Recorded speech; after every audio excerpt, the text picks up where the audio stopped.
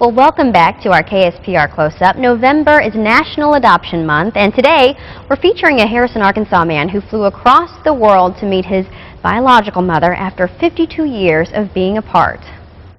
1956 was when I was adopted and came to America. You could say Willie Carver has been lucky from the very beginning. Even his mom Shirley says she was supposed to get another baby instead of him. I guess God didn't want us to have him because he got really sick, and so they sent us the picture of the little belly feller, and we fell in love with him the first sight. I was a pretty cute kid, wasn't I? Yeah. At 2 years old, Willie, then Jo Kyung Nam, arrived at the San Francisco airport. We had our moments because of the language barrier, because 2 years old they can't speak much English or language or Korean, but we had a little piece of paper that had words that he might use that we could kind of interpret. So I still have that little piece of paper. 50-plus years later, Willie can say he's led a typical American life, mostly from right here in the Ozarks.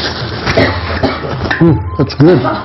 However, it was a letter from his adoption agency that pulled him far away from here. In June, I got a letter from Holtz International saying that they were looking for William Ray Carver. Then came another. Dear my son, Sherwood, it's been a really long time. I just have prayed these days and have tried to find you. It meant a lot to her to discover me. After 5 decades, Willie's birth mother, now 81 years old, had finally found her only son. It took me by surprise. Soon after, Willie and his 3 kids made the trip to his adoption agency in Korea. When we turned the corner and through the door, there was 3 ladies sitting down, and they all stood up, and I didn't know which one was my mom until the interpreter introduced us. It was then Willie discovered that his Korean father had left him at an orphanage while his Korean mother was away studying religion. My birth mother, Korean mother, several years later came back to check on me and found out that I was not in Korea anymore. It was an urgent thing for her to rest assured in her mind that I was taken care of and that I had a good life. Starting to grow a little bit more every time I talk to her, through an interpreter, of course. Willie, have you ever seen this? No, I haven't. This list, you can't read it because it's about Wow. 50 years old. Since Willie's trip, his family in both countries has been rediscovering a lot. There it is. 50 years, it gets kind of old.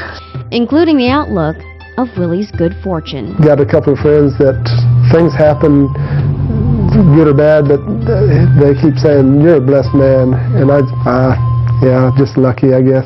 But I really have to think that I am a blessed man. Well, Willie says he plans on going back to Korea sometime soon to volunteer at the adoption agency. He also says he wants to fly his birth mother here to the Ozarks next year.